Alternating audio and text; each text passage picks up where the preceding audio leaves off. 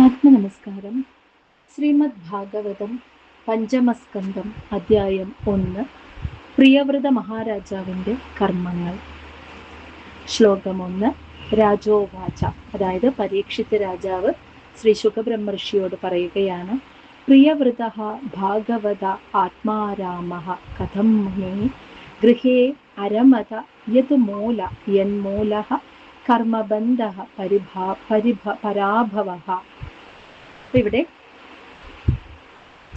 പരീക്ഷിത് മഹാരാജാവ് ശ്രീ ശുകബ്രഹ്മർഷിയോട് ചോദിക്കുകയാണ്. കഴിഞ്ഞ ദശകത്തിന്റെ അവസാന അധ്യായത്തിൽ പറഞ്ഞിരുന്നു, സ്വയംഭുവ മനുവിന്റെ 3 പെൺമക്കളുടെയും ഉത്താനപാദൻ എന്ന മഹാരാജാവിന്റെയും ചരിതം കേട്ടു. ഇനി മകൻ സ്വയംഭുവ മനുവിന് 2 പുത്രന്മാരാണ്, ഉത്താനപാദനും പ്രിയവ്രതനും. അതിൽ പ്രിയവ്രത മഹാരാജാവിന്റെ ചരിതത്തെക്കുറിച്ചാണ് ഇനി ശ്രീ ശുകബ്രഹ്മർഷി പറഞ്ഞു കൊടുക്കാൻ പോകുന്നത്. അപ്പോൾ പ്രിയവ്രത മഹാരാജാവ് ആദ്യം തപസ്സനുഷ്ഠിച്ച് ഭഗവാനിൽ മനസ്സ് യോഗാവസ്ഥയിൽ എത്തിയതിന് ശേഷമാണ് പിന്നീട് കുടുംബജീവിതവും രാജ്യഭരണത്തിലേക്കും വരുന്നത്. അപ്പോൾ അങ്ങനെ ഒരു കാര്യം ശ്രീ ശുകബ്രഹ്മർഷി പറഞ്ഞപ്പോൾ പരീക്ഷത്തിനൊരു സംശയം തോന്നി. അതാണ് പരീക്ഷത്ത് ചോദിക്കുന്നത്: പ്രിയവ്രതൻ ഭഗവത് ഭക്തനും ആത്മാരാമനുമായ പ്രിയവ്രതൻ മുനേ എന്ന് വെച്ചാൽ ഇവിടെ ശ്രീ ശുകബ്രഹ്മർഷിയാണ് വിളിക്കുന്നത്, അല്ലയോ മുനേ. കഥം, എങ്ങനെയാണ് ഗൃഹേ അരമത, ഈ ഗൃഹസ്ഥാശ്രമ ജീവിതത്തെ ആസ്വദിച്ചത്? യതുമൂല, എന്തു കാരണത്താലാണോ? കർമ്മബന്ധ, ഓരോ കർമ്മം ചെയ്യുമ്പോഴും അതിന് ബന്ധനമുണ്ട്. ആ കർമ്മബന്ധനത്തിന് കാരണമാകുന്ന പരാഭവ, ഭൗതികമായ വിരക്തിക്ക് തടസ്സമാകുന്ന ഗൃഹസ്ഥാശ്രമ ജീവിതം രണ്ടാമത് പിന്നീട് നയിക്കാൻ യോഗാവസ്ഥയിൽ എത്തിയതിന് ശേഷമാണ് പ്രിയവ്രത രാജാവ് ഗൃഹസ്ഥാശ്രമ ജീവിതം നയിക്കാനായിട്ട് തുനിഞ്ഞത്. അതെന്തുകൊണ്ടാണ്? അതാണ് സംശയം. കാരണം ആ ഒരു തപസ് അനുഷ്ഠിച്ച് യോഗാവസ്ഥയിൽ മനസ്സെത്തിക്കഴിഞ്ഞാൽ തീർച്ചയായിട്ടും സന്യാസം, ജീവിതത്തിന്റെ പരമലക്ഷ്യമായ മുക്തി, ഇതിനെക്കുറിച്ച് ആ മോക്ഷപ്രാപ്തിയായിരിക്കും പിന്നീട് അവരുടെ ആഗ്രഹം. പക്ഷേ ഇവിടെ പ്രിയവ്രതൻ ആ യോഗാവസ്ഥയെ അനുഭവിച്ചു. മഹാഭക്തനും ആത്മാരാമനുമാണ്. അങ്ങനെയുള്ള അദ്ദേഹം പിന്നീട് കർമ്മബന്ധനത്തിന് കാരണമാകുന്ന ഈ ഭൗതിക വിരക്തിക്ക്, ഭൗതികമായ വിഷയങ്ങളോടൊക്കെ വിരക്തി വരുന്നതിന് തടസ്സം നിൽക്കുക, അതായത് ആ ഭൗതിക വിഷയങ്ങളോട് ആസക്തി തോന്നുന്ന കുടുംബജീവിതം, ഗൃഹസ്ഥാശ്രമ ജീവിതം, അതിനെ എങ്ങനെയാണ് പിന്നീട് പ്രിയവ്രതൻ ആസ്വദിക്കാൻ സാധിച്ചത് എന്നാണ് പരീക്ഷിത്ത് ചോദിച്ചത്. ശ്ലോകം 2. നൂനം മുക്തസംഘാനാം താദൃശാനാം ദ്വിചർഷഭ ഗൃഹേഷു അഭിനിവേശഃ അയം പുംസാം ഭവിതും അർഹതി. ഹേ ദ്വിചർഷഭ, അല്ലയോ ബ്രാഹ്മണോത്തമ, മുക്തസംഘാനം, എല്ലാ ആസക്തികളും വിട്ട, താദൃശാനാം പുംസാം, ഈ പ്രിയവ്രതനെ പോലെയുള്ള മനുഷ്യര്, വ്യക്തികൾക്ക്, ഗൃഹേഷു അഭിനിവേശഃ അയം, ഈ ഗൃഹസ്ഥ ജീവിതത്തിനോട് ഒരു അമിത ആസക്തി, പ്രകാരമുള്ള ഒരു അമിത ആസക്തി, എന്ന് വെച്ചാൽ ഇല്ല, നൂനം എന്ന് വെച്ചാൽ തീർച്ചയായും, ഭവിതും അർഹതി, ഉണ്ടാവാൻ സാധ്യതയില്ല എന്ന്. പ്രിയവ്രതനെ പോലെ മുക്തസംഘാനം, എല്ലാ ഭൗതിക വിഷയങ്ങളോടും ഒരു അറ്റാച്ച്മെന്റും മമതയും ഇല്ലാതെ അതിൽ നിന്നൊക്കെ വിട്ടൊഴിഞ്ഞു നിൽക്കുന്ന ഒരു വ്യക്തിക്ക് പിന്നീട് എങ്ങനെയാണ് ഈ ഗൃഹസ്ഥാശ്രമ ജീവിതത്തിനോട് ഒരു അമിതാസക്തി, കുടുംബജീവിതം, രാജ്യഭരണം, ഇങ്ങനെയുള്ള ഭൗതിക വിഷയങ്ങളോട് ഒരു ആസക്തി, അതൊരിക്കലും ഭവിതും അർഹതി, അതൊരിക്കലും ഉണ്ടാവില്ല, തീർച്ചയാണ്. അപ്പോൾ ഇവിടെ പരീക്ഷിത് അങ്ങനെയാണ് വിശ്വസിക്കുന്നത്. ആ ഒരു യോഗാവസ്ഥയിൽ എത്തിയതിന് ശേഷം പിന്നീട് ഒരിക്കലും ഒരു കുടുംബജീവിതത്തിലേക്ക് അവർ പോവില്ല. പിന്നെ സന്യാസവും പരമമായ ജീവിത ലക്ഷ്യമായ മുക്തിയും മാത്രമാണ് അവരെത്തിച്ചേരുക എന്നാണ് അദ്ദേഹം വിശ്വസിക്കുന്നത്. അതുകൊണ്ട് തീർച്ചയായിട്ടും ആ അവസ്ഥയെ പ്രാപിച്ചിട്ട് പിന്നീട് തിരിച്ച് ഭൗതിക വിഷയത്തിലേക്ക്, കുടുംബജീവിതത്തിലേക്ക് ഒരുവൻ ഒരിക്കലും തിരിച്ചു വരില്ല എന്ന് തന്നെ അദ്ദേഹം വിശ്വസിച്ചു. ശ്ലോകം 3. മഹതാം ഖലു വിപ്രർഷേ ഉത്തമ ശ്ലോകപാദയോഹോ ഛായാ നിർവൃത ചിത്താനാം ന കുടുംബേ സ്പൃഹാമതിഹി. മഹതാം, അതായത് മഹാഭക്തന്മാർക്ക്, ഖലു ഖലു ഒരിക്കലും ഉണ്ടാവില്ല എന്ന്, വിപ്രർഷേ, അല്ലയോ ബ്രാഹ്മണ ശ്രേഷ്ഠനായ ശ്രീ ശുകബ്രഹ്മർഷേ, മഹാഭക്തന്മാർക്ക് ഖലു ഒരിക്കലും ഉണ്ടാവില്ല. ഉത്തമ ശ്ലോകപാദയോ, ആ ഭഗവാന്റെ പാദപങ്കജമാകുന്ന ഛായാ നിഴലിൽ നിർവൃത ചിത്താനാം, പൂർണ്ണ സംതൃപ്തരായിരിക്കുന്ന അവർക്ക്, കുടുംബേ സ്പൃഹാമതി, കുടുംബജീവിതത്തിൽ ഒരു ആഗ്രഹം, ഖലു ഒരിക്കലും ഉണ്ടാവില്ലല്ലോ. അപ്പോൾ പ്രിയവ്രതനെ പോലെ മഹാഭക്തനായിട്ടുള്ള ഒരു വ്യക്തി, ഭഗവാന്റെ പാദപങ്കജങ്ങളെ ആശ്രയിച്ച് ജീവിക്കുന്നവന്, അതിൽ പൂർണ്ണ സംതൃപ്തി നേടിയ ഒരു വ്യക്തിക്ക് പിന്നീട് ഒരിക്കലും കുടുംബജീവിതം നയിക്കാനുള്ള ഒരു ആഗ്രഹം ഒരിക്കലും ഉണ്ടാവില്ലല്ലോ എന്നാണ് ഇവിടെ പരീക്ഷിത്ത് ചോദിക്കുന്നത്.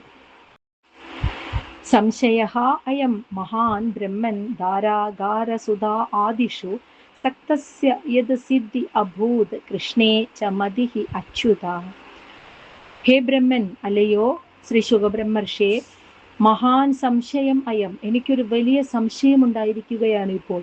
ധാര ഭാര്യ, ഗാര വീട്, സുധ പുത്രന്മാർ മക്കള് സന്താനങ്ങൾ, ആദിഷു മുതലായവയിൽ സക്തസ്യ ആസക്തനായിരിക്കുന്നവന് യത് സിദ്ധി പൂർണ്ണമായ മോക്ഷമോ, കൃഷ്ണേ ഭഗവാനിൽ മതിഹി അച്യുത ഇളകാത്ത ബുദ്ധിയോ അഭൂത് ഉണ്ടായത്, ഉണ്ടാകുന്നത് എങ്ങനെയാണ്, അത് ഉണ്ടാകുമോ, അതാണ് എൻ്റെ സംശയം. അപ്പൊ ഇവിടെ പരീക്ഷിത്ത് ചോദിക്കുകയാണ്, എനിക്കൊരു വലിയ സംശയം ഉണ്ടായിരിക്കുന്നു ഭഗവാനെ.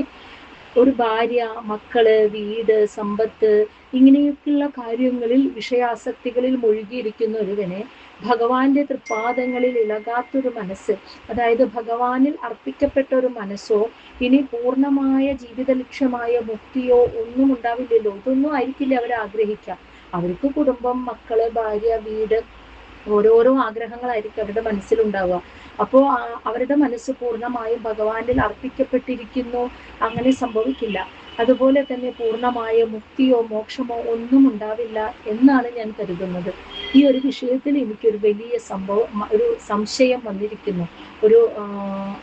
അതായത് എനിക്ക് മനസ്സിലാക്കാനേ പറ്റുന്നില്ല. അങ്ങ് പറഞ്ഞല്ലോ, പ്രിയവ്രത മഹാരാജാവ് യോഗാവസ്ഥയെ പ്രാപിച്ചതിന് ശേഷമാണ് രാജ്യഭരണം ഏറ്റെടുത്തതെന്ന്. അതെങ്ങനെ സാധിച്ചു? അപ്പോൾ അതാണ് ഇവിടെ പരീക്ഷത്തിന്റെ സംശയം. ശ്ലോകം 5 ശ്രീ ശുകബ്രഹ്മർഷി അതിനുള്ള ഉത്തരം കൊടുക്കുകയാണ്. ശ്രീ ശുക ഉവാച: ബാഡമുക്തം ഭഗവത ഉത്തമ ശ്ലോകസ്യ ശ്രീമച്ചരണാരവിന്ദ മകരന്ദരസ ആവേശിത ചേതസോ ഭാഗവത പരമഹംസ ദയിതകഥാം കിഞ്ചിത് അന്തരായ വിഹതാം സ്വാം ശിവതമാം പദവീം ന പ്രായേണ ഹിന്വന്തി. ഇവിടെ ശ്രീ ശുകബ്രഹ്മർഷി പറയുന്നത്, ബാഡമുക്തം, അങ്ങ് പറഞ്ഞത് ശരിയാണ് പരീക്ഷിത്തേ. ഭാഗവത ഉത്തമ ശ്ലോകസ്യ, അതായത് ഉത്തമ ശ്ലോകങ്ങളാൽ കീർത്തിക്കപ്പെടുന്ന ആ ഭഗവാന്റെ ശ്രീമത് ചരണാരവിന്ദ മകരന്ദരസം, ആ ശ്രീമത് ചരണാരവിന്ദമാകുന്ന തേനാകുന്ന അമൃതിൽ ആവേശിത ചേതസ മുഴുകിക്കഴിയുന്ന ഹൃദയമുള്ള ആളുകൾ, അങ്ങനെ ആ ഭഗവാന്റെ പാദങ്ങളിൽ ശരണാഗതി അടഞ്ഞ മനുഷ്യര്. ഇനി ഭാഗവത പരമഹംസ, ഭാഗവതത്തിൽ രമിച്ചു കഴിയുന്നവർ, അവർ ശിവതമാം പരിശുദ്ധമാകുന്ന ദയിത കഥ, ഇഷ്ടപ്പെട്ട ഭഗവാന്റെ കഥയാണ്, അതിലിങ്ങനെ രമിച്ചു കഴിയുക. അതായത് പരിശുദ്ധമായ ഭഗവത് കഥകൾ, ആ കഥകളിൽ രമിച്ചു കഴിയുന്ന ഭാഗവത ഭക്തർ, അവർക്ക് കിഞ്ചിത് അന്തരായ വിഹതാം സ്വാം പദവീം എന്ന് വെച്ചാൽ സ്വന്തം ജീവിതത്തിന്റെ ഏറ്റവും അത്യുന്നതമായ ആ പദവിയിലേക്ക് എത്താൻ കിഞ്ചിത് അന്തരായ വിഹതാം, എന്തെങ്കിലുമൊക്കെ പ്രതിബന്ധങ്ങൾ ഉണ്ടായാൽ പോലും പ്രായേണ ഹിന്വന്തി, അവർ പൊതുവെ അങ്ങനെ ആ വഴി ഉപേക്ഷിച്ചു പോകാറില്ല എന്ന്. അതായത് ആദ്യം തന്നെ ഇവിടെ ശ്രീ ശുകബ്രഹ്മർഷി പരീക്ഷത്തിനോട് പറഞ്ഞു, അങ്ങ് പറഞ്ഞത് ശരി തന്നെയാണ്. ആ ഒരു അവസ്ഥയിലേക്ക്, ആത്മീയമായ യോഗാവസ്ഥയെ പ്രാപിച്ചു കഴിഞ്ഞാൽ പിന്നെ ഭൗതിക വിഷയങ്ങളിൽ അവർക്ക് ആഗ്രഹം ഉണ്ടാവില്ല. അത് ശരി തന്നെ. പക്ഷേ അങ്ങനെ ഒരു ഉത്തരവാദിത്വം വന്നു ചേർന്നാലോ, അങ്ങനെ കർമ്മബന്ധം കാരണം അങ്ങനെ ഒരു ഉത്തരവാദിത്വം വന്നു ചേർന്നാൽ ഒരിക്കലും അവർക്ക് ആ ഭഗവാനുമായിട്ടുള്ള അടുപ്പം, ആ ആത്മീയ ജീവിതത്തെ ഉപേക്ഷിക്കാൻ സാധിക്കില്ല എന്നാണ് പറയുന്നത്. അതായത് ഉത്തമ ശ്ലോകങ്ങളാൽ കീർത്തിക്കപ്പെടുന്ന ഭഗവാന്റെ തൃപ്പാദ ചരണങ്ങളെ ആശ്രയിച്ചു കഴിയുന്ന ഭക്തന്മാർ, അതുപോലെ ഇഷ്ടപ്പെടുന്ന ഭഗവാന്റെ കഥകൾ, ശുദ്ധമായ ഭഗവത് കഥകളിൽ രമിച്ചു കഴിയുന്ന ഭഗവത് ഭക്തന്മാർ, അവർക്ക് അവരുടെ ജീവിതത്തിന്റെ പരമമായ ലക്ഷ്യത്തിലേക്ക്, ആ ജീവിത ലക്ഷ്യത്തിലേക്ക് ഇങ്ങനെ മുക്തിയിലേക്ക് പോകുന്ന ആ ജീവിതയാത്രയിൽ എന്തെങ്കിലുമൊക്കെ തടസ്സങ്ങൾ നേരിട്ടാലും അവർ പൂർണ്ണമായും ആത്മീയ വഴിയെ ഉപേക്ഷിക്കാറില്ല. അവർ മനസ്സിലാക്കിയ സത്യത്തെ ഉപേക്ഷിച്ച് കുടുംബജീവിതത്തിന്റെ ആസക്തിയിൽ ഇങ്ങനെ മനസ്സ് മുഴുകി കഴിയാറില്ല. കർമ്മം അവർക്ക് ചെയ്യേണ്ടി വന്നേക്കാം, പക്ഷെ മനസ്സ് പൂർണ്ണമായും ആ വഴിയിലെ ഉപേക്ഷിക്കാറില്ല എന്നാണ് ഇവിടെ പറഞ്ഞു കൊടുക്കുന്നത്.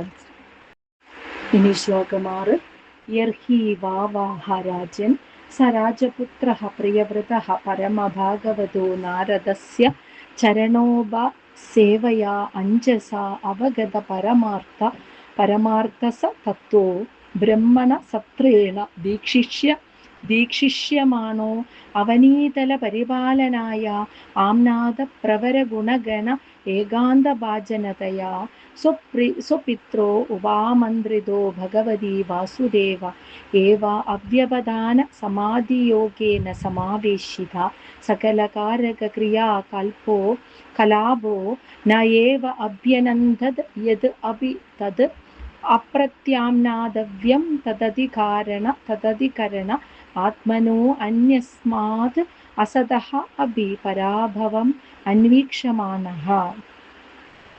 ഇവിടെ പറയാണ് യർഹി വാവ ഹ എന്ന് വെച്ചാൽ എന്തുകൊണ്ടെന്നാൽ എന്നാണ് അർത്ഥം. അതായത് ഇവിടെ ചിലവർക്ക് ആ ആത്മീയ ജീവിതത്തിലേക്ക് പോയിക്കൊണ്ടിരിക്കുമ്പോൾ, ആത്മീയ വഴിയിൽ സഞ്ചരിച്ചു കൊണ്ടിരിക്കുന്നതിനിടയിൽ എന്തെങ്കിലും പ്രതിബന്ധങ്ങൾ നേരിട്ട് കുടുംബജീവിതവും കർമ്മങ്ങളുമായി ഇടപെടേണ്ടി വരുമ്പോൾ, അങ്ങനെ വന്നാൽ പോലും ആത്മീയമായ വഴിയെ അവർ പൂർണ്ണമായും ഉപേക്ഷിക്കാറില്ല എന്ന് പറഞ്ഞു. അതിനൊരു ഉദാഹരണം പറയാണ്.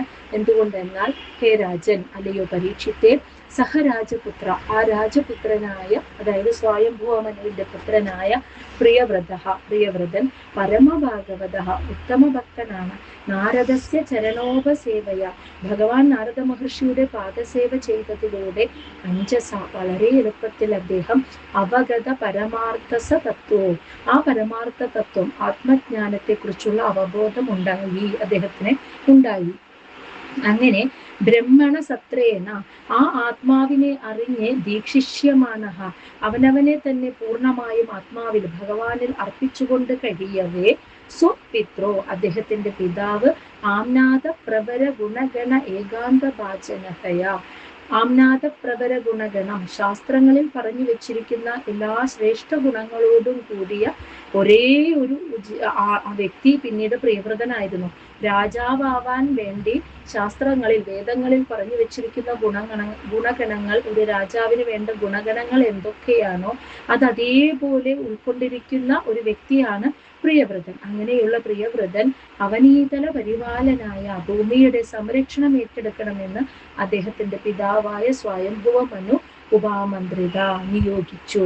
പക്ഷേ പ്രിയവ്രതനാകട്ടെ ഭഗവതി വാസുദേവ, ഭഗവാൻ വാസുദേവനിൽ ഏവ അവ്യവധാന സമാധി യോഗ്യേന, പൂർണ്ണമായി വ്യതിചലിക്കാത്ത പൂർണ്ണമായ ഏകാഗ്രമായ സമാധി യോഗാവസ്ഥയെ പ്രാപിച്ച് സമാവേശിത, പൂർണ്ണമായും സമ്പൂർണമായും സമർപ്പിച്ചു. സകല കാരക ക്രിയാകലാപ, എല്ലാ ഇന്ദ്രിയങ്ങളെയും ഇന്ദ്രിയ കർമ്മങ്ങളെയും ആ ഭഗവാനിൽ പൂർണ്ണമായും സമർപ്പിച്ച് ആ സമാധി അവസ്ഥയെ, യോഗാവസ്ഥയിലൂടെ സമാധിയിൽ വരെ എത്തിച്ചേർന്ന പ്രിയവ്രതനെ അഭ്യനന്ദത്, ഈ ഒരു അച്ഛന്റെ തീരുമാനത്തെ സ്വീകരിക്കാനായില്ല. യത് അഭി, അതെന്തുകൊണ്ടെന്ന് വെച്ചാൽ, എങ്കിൽ പോലും, അതായത് തത് അപ്രത്യാംനാദവ്യം, അതിനെ, പിതാവിന്റെ നിർദ്ദേശത്തെ ഒരിക്കലും നിരസിക്കാൻ പാടില്ല എന്ന് യത് അഭി എന്നറിയാമെങ്കിൽ പോലും അദ്ദേഹം അത് സ്വീകരിച്ചില്ല. തന്റെ പിതാവ് തന്നോട് പറഞ്ഞ ആ നിർദ്ദേശത്തെ നിരസിക്കാൻ പാടില്ല എന്ന് അദ്ദേഹത്തിന് അറിയാം, പ്രിയവ്രതനെ. പക്ഷെ എന്നിട്ടും അദ്ദേഹം ഞാൻ ഏക അഭ്യനന്ദത്, ആ തീരുമാനത്തെ അദ്ദേഹം സ്വീകരിച്ചില്ല. കാരണം തദധികരണഃ, ആ പദവി വഹിക്കുമ്പോൾ, ആത്മനഃ, അവന്റെ തന്നെ സ്വയം, അന്യസ്മാത്, മറ്റു കാര്യങ്ങളിൽ, അതും അസതഃ അഭി, ഭൗതികമായ വിഷയങ്ങളുള്ള മറ്റു കാര്യങ്ങളിൽ വ്യാപൃതനാകുന്നത് മൂലം പരാഭവം എന്ന് വെച്ചാൽ അധപതനം, അതായത് തൻ്റെ ആ ജീവിത ലക്ഷ്യത്തിലേക്ക് പോകുന്നത്, ആ മോക്ഷപ്രാപ്തി അല്ലെങ്കിൽ ആത്മീയ ജീവിതത്തിൽ തനിക്ക് പരാജയം സംഭവിക്കുമോ എന്ന് അനീക്ഷമാണ് അദ്ദേഹം ചിന്തിച്ചതിനാലാണ് ആ പിതാവിന്റെ നിർദ്ദേശത്തെ നിരസിച്ചത് എന്ന്.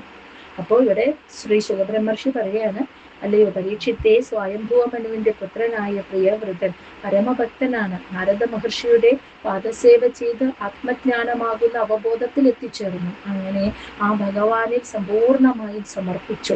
അങ്ങനെ കഴിയവേ അദ്ദേഹത്തിന്റെ പിതാവ് വേദങ്ങളിൽ പറയുന്ന ഒരു രാജാവിന് വേണ്ട എല്ലാ ഗുണഗണങ്ങളും തന്റെ പുത്രനുണ്ടെന്ന് മനസ്സിലാക്കിയിട്ട് സ്വയംഭൂവ മനു പ്രിയവ്രതനോട് രാജ്യഭരണം, ഭൂമിയുടെ ഭരണം ഏറ്റെടുക്കാനായിട്ട് ആവശ്യപ്പെട്ടു. പക്ഷെ അച്ഛന്റെ നിർദ്ദേശത്തെ നിരസിക്കാൻ പാടില്ല എന്ന് പ്രിയവ്രതന് അറിയാം. എങ്കിൽ പോലും അദ്ദേഹം അത് സ്വീകരിച്ചില്ല. കാരണം അതിന്റെ കാരണം എന്തെന്ന് വെച്ചാൽ അദ്ദേഹത്തിന്റെ ലക്ഷ്യം മുക്തിയായിരുന്നു. ആ മോക്ഷപ്രാപ്തിയിലേക്കുള്ള തന്റെ യാത്രയിൽ ഈ ഒരു ഭൗതിക വിഷയങ്ങളെ താൻ ഏറ്റെടുത്തു കഴിഞ്ഞാൽ തനിക്ക് അതിൽ പരാജയം സംഭവിക്കുമോ എന്ന് അദ്ദേഹം ചിന്തിച്ചു. അതുകൊണ്ടാണ് പിതാവിന്റെ നിർദ്ദേശത്തെ നിരസിച്ചത്. അധ ഭഗവാൻ ആദിദേവ ഏതസ്യ ഗുണവിസർഗസ്യ പരിബ്രഹ്മണ അനുധ്യാന വ്യവസിത സകല ജഗദഭിപ്രായ ആത്മയോനി അഖില നിഗമ നിജഗണ പരിവേഷ്ടിതഃ സ്വഭവനാത് അവതാര. അതഹ, ഇങ്ങനെ ഒരു വിഷമഘട്ടം പ്രിയവ്രതന് വന്നു ചേർന്നപ്പോൾ ഭഗവാൻ ആദിദേവനായ ശ്രീ ബ്രഹ്മാവ് ഏതസ്യ, ഈ വിശ്വത്തിന്റെ ഗുണവിസർഗസ്യ, ത്രിഗുണാത്മകമായ ഈ ത്രിഗുണങ്ങളുടെ വ്യതിചലനത്താൽ സൃഷ്ടിക്കപ്പെട്ട ഈ പ്രപഞ്ചത്തിന്റെ പരിബ്രഹ്മണ, ക്ഷേമത്തെക്കുറിച്ചുള്ള അനുധ്യാന വ്യവസ്ഥിത, നിരന്തരമായി എപ്പോഴും അതിനെക്കുറിച്ച് ചിന്തിച്ചു കൊണ്ടിരിക്കുന്നവനും സകല ജഗദഭിപ്രായ, ഈ സകല ലോകത്തിനെ കുറിച്ചും വരാൻ പോകുന്ന കാര്യങ്ങളെക്കുറിച്ചും അറിയാവുന്ന ആത്മയോനി, സ്വയംഭൂ ആയിട്ടുള്ള ആ ബ്രഹ്മദേവൻ അഖില നിഗമ, എല്ലാ വേദങ്ങളോടും നിജഗണ പരിവേഷ്ടിത, എല്ലാ മഹർഷിമാരാലും ചുറ്റപ്പെട്ടിട്ട് സുഭവനാഥ്, സ്വന്തം ഭവനമായ സത്യലോകത്തിൽ നിന്നും അവതാര, താഴേക്കിറങ്ങി വന്നു. ഇവിടെ സ്വയംഭുവ മനുവിന്റെ നിർദ്ദേശത്തെ പ്രിയവ്രതൻ നിരസിച്ചത് കണ്ടപ്പോൾ ആദിദേവനായ ഭഗവാൻ ബ്രഹ്മദേവൻ, സ്വയംഭുവായ ബ്രഹ്മദേവൻ, ഈ ത്രിഗുണാത്മകമായ പ്രപഞ്ചത്തിന്റെ ക്ഷേമത്തെക്കുറിച്ച് സദാ ചിന്തിച്ചു കൊണ്ടിരിക്കുന്നവനും ഈ പ്രപഞ്ചത്തിന്റെ നിലനിൽപ്പ്, അതിനു വേണ്ടത് എന്താണ്, വരാൻ പോകുന്ന ഓരോ കാര്യങ്ങളും മുൻകൂട്ടി അറിയാവുന്നവരുമായ ബ്രഹ്മാവ് ഉടനെ തന്നെ മുഴുവൻ വേദങ്ങളും അതുപോലെ എല്ലാ മഹർഷിമാരാലും ചുറ്റപ്പെട്ടിട്ട് അവരോടൊപ്പം സത്യലോകത്ത് നിന്നും പുറപ്പെട്ടു താഴേക്ക് വന്നു. സഹ തത്ര തത്ര ഗഗനതല ഉടുപതി ഇവ വിമാന ആവലിഭി അനുപദം അമരപരിവൃടൈഹി അഭിപൂജ്യമാനഃ പതി ച വരൂദശഃ സിദ്ധഗന്ധർവ സാധ്യചാരണ മുനിഗണേ ഉപകീയമാനോ ഗന്ധമാദനദ്രോണീം അവഭാസയൻ ഉപസസർപ്പ. സഹ, ആ ബ്രഹ്മദേവൻ ഗഗനതല ഉടുപതി ഇവ, ആകാശത്തിൽ ഒരു ചന്ദ്രനെ പോലെ ശോഭിച്ചുകൊണ്ട് വരുന്ന വഴിക്ക് അദ്ദേഹം വരുമ്പോൾ ആകാശത്തിൽ ഒരു ചന്ദ്രനെ പോലെ ശോഭിക്കുകയാണ്. വിമാന ആവലിഭി, വിവിധതരം വിമാനങ്ങളിലായിട്ട് അനുപദം അമരപരിവൃടെ, വഴിനീല ഇന്ദ്രൻ മുതലായ ദേവന്മാരാലും അഭിപൂജ്യമാനഃ, ആരാധിക്കപ്പെട്ട് പതിഹി മാർഗങ്ങളൊക്കെ ഓരോ വഴിയിലും തത്ര തത്ര അവിടെയും ഇവിടെയുമായിട്ട് വരൂദശ, കൂട്ടമായി സിദ്ധന്മാർ, ഗന്ധർവന്മാർ, സാധ്യന്മാർ, ചാരണന്മാർ, മുനിഗണങ്ങൾ, മുനിമാർ, ഇവരെല്ലാവരും ചേർന്ന് ഉപകീയമാനഃ, ആ ബ്രഹ്മദേവനെ ആരാധിച്ചു. ഇങ്ങനെയെല്ലാം ആരാധിക്കപ്പെട്ട ബ്രഹ്മദേവൻ ഗന്ധമാദന ദ്രോണി, ഗന്ധമാദന പർവ്വതത്തിന്റെ മുകളിൽ ഉപസസർപ്പ എത്തിച്ചേർന്ന് അവഭാസയൻ, പ്രശോഭിച്ചു എന്നാണ് പറയുന്നത്. അപ്പൊ ബ്രഹ്മദേവൻ അങ്ങനെ സത്യലോകത്തിൽ നിന്നും ഭൂമിയിലേക്ക് വരികയാണ്. വരുന്ന വഴിക്ക് ആകാശത്തിൽ ഒരു ചന്ദ്രനെ പോലെയായിരുന്നു ശോഭിച്ചിരുന്നത്. പലതരം വിമാനങ്ങളിലായിട്ട് ഒട്ടുമിക്ക ദേവന്മാരും അദ്ദേഹത്തെ പിന്തുടരുന്നുണ്ടായിരുന്നു. അപ്പോൾ അവരാലൊക്കെ പൂജിക്കപ്പെടുന്നുമുണ്ടായിരുന്നു. അതുകൂടാതെ വഴികളൊക്കെ കൂട്ടമായി സിദ്ധന്മാരും ഗന്ധർവന്മാരും ചാരണന്മാരും മുനിഗണങ്ങളും ആ ബ്രഹ്മാവിനെ പൂജിച്ചു. അങ്ങനെ ബ്രഹ്മദേവൻ സന്തോഷത്തോടുകൂടി ഗന്ധമാദന പർവ്വതത്തിന്റെ മുകളിൽ വന്നു നിന്ന് ശോഭിച്ചു. ശ്ലോകം 9. തത്രഹ വാ യേനം ദേവർഷി ഹംസയാനേന പിതരം ഭഗവന്തം ഹിരണ്യഗർഭം ഉപലഭമാനഃ സഹസാ ഏവ ഉത്ഥായ അർഹണേന സഹ പിതാ പുത്രാഭ്യാം അവഹിത അഞ്ജലി ഉപസ്തസ്തേ. തത്രഹ വാ, അവിടെ ആ ഗന്ധമാദന പർവ്വതത്തിന്റെ മുകളിൽ ഏനം ദേവർഷി, അവിടെ ഉണ്ടായിരുന്ന നാരദ മഹർഷി ഹംസയാനേന, ഹംസവാഹനത്തിൽ പിതരം ഭഗവന്തം, ഹംസവാഹനത്തിൽ വന്നിറങ്ങിയ തൻ്റെ പിതാവായ ബ്രഹ്മദേവനെ, ഹിരണ്യഗർഭം ബ്രഹ്മദേവനെ ഉപലഭമാന, മനസ്സിലാക്കിയിട്ട്. അപ്പോൾ ആ ഗന്ധമാദന പർവ്വതത്തിൽ താമസിച്ചിരുന്ന നാരദ മഹർഷി, അവിടെ ഉണ്ടായിരുന്ന നാരദ മഹർഷി ആ സമയം ഹംസവാഹനത്തിൽ വന്നിറങ്ങിയത് തൻ്റെ പിതാവായ ബ്രഹ്മദേവനാണെന്ന് മനസ്സിലാക്കി. എന്നിട്ട് സഹസായേവ ഉത്തായ, വളരെ പെട്ടെന്ന് തന്നെ ഇരിക്കുന്നിടത്തു നിന്നും ചാടി എണീറ്റിട്ട് അർഹ ബ്രാഹ്മണേന അർഹമായ രീതിയിൽ സഹ പിതാപുത്രാഭ്യാം പിതാവായ സ്വയംഭൂവമനുവും പുത്രനായ പ്രിയവ്രതനോടും കൂടിയിട്ട് അവഹിത അഞ്ജലി ആദരവോടെ കൈകൾ കൂപ്പി ഉപദസ്തെ അദ്ദേഹത്തെ വേണ്ട വിധത്തിൽ ആരാധിച്ചു എന്ന്. അപ്പൊ ഗന്ധമാദന പർവ്വതത്തിന്റെ മുകളിൽ നാരദ മഹർഷിയുമുണ്ട്, സ്വയംഭൂവമനുവുമുണ്ട്, പ്രിയവ്രതനുമുണ്ട്. അതുകൊണ്ടാണ് ബ്രഹ്മാവ് അവിടേക്ക് വന്നത്. അങ്ങനെ ഹംസവാഹനത്തിൽ വന്നിറങ്ങിയത് തന്റെ പിതാവായ ബ്രഹ്മദേവനാണെന്ന് നാരദ മഹർഷി മനസ്സിലാക്കി ഇരിക്കുന്നിടത്തുനിന്ന് ചാടി എണീറ്റു. അങ്ങനെ സ്വയംഭൂവമനുവിനോടും പ്രിയവ്രതനോടും ഒപ്പം ബ്രഹ്മദേവനെ കൈകൾ തൊഴുകയോടുകൂടി സ്വീകരിച്ച് ആരാധിച്ചു. ശ്ലോകം 10. ഭഗവാനപി ഭാരത തതു ഉപനീത അർഹണ സൂക്തവാക്യേന അതിതരാം ഉദിത ഗുണഗണ അവതാര സുജയഃ പ്രിയവൃതം ആദിപുരുഷസ്തം സദയ ആസാവലോക ഇതി ഹ ഉവാച. ഭഗവാനപി ബ്രഹ്മദേവനാകട്ടെ, ഹേ ഭാരത അല്ലയോ പരീക്ഷിത്തെ, തത് ഉപനീത അർഹണ നാരദ മഹർഷിയാൽ വേണ്ട വിധം ആരാധിക്കപ്പെട്ട് സംതൃപ്തനായിട്ട് സൂക്തവാക്യേന ഉചിതമായ വചനത്താൽ അതിതരാം അത്യധികം വർണ്ണിക്കപ്പെട്ട് ഉദിത ഗുണഗണ അവതാര സുജയ ഗുണഗണങ്ങൾ കൊണ്ടും അവതാരങ്ങൾ കൊണ്ടും മഹത്വങ്ങൾ കൊണ്ടും അത്യധികം വർണ്ണിക്കപ്പെട്ട ആ ബ്രഹ്മദേവൻ പ്രിയവൃതനോട് ആദിപുരുഷനായ ബ്രഹ്മാവ് ദയാപൂർവം ആസാവലോക പുഞ്ചിരിയോടെ നോക്കിക്കൊണ്ട് ഇതിഹ ഉവാച ഇപ്രകാരം പറഞ്ഞു. അപ്പോ നാരദ മഹർഷിയും പ്രിയവ്രതനും സ്വയംഭൂവമനുവും ചേർന്ന് ബ്രഹ്മാവിനെ സ്വീകരിച്ച് ആരാധിച്ചു. സംതൃപ്തനായ ബ്രഹ്മദേവൻ ഇവരുടെയൊക്കെ നാരദ മഹർഷിയാലൊക്കെ ഉദിതമായ രീതിയിൽ അത്യധികം വർണ്ണിക്കപ്പെട്ട് ആരാധിക്കപ്പെട്ട ബ്രഹ്മദേവൻ പുഞ്ചിരിയോടെ ദയാപൂർവം പ്രിയവ്രതനെ നോക്കി ഇപ്രകാരം പറഞ്ഞു എന്നാണ് ഇവിടെ പറഞ്ഞു വെച്ചിരിക്കുന്നത്.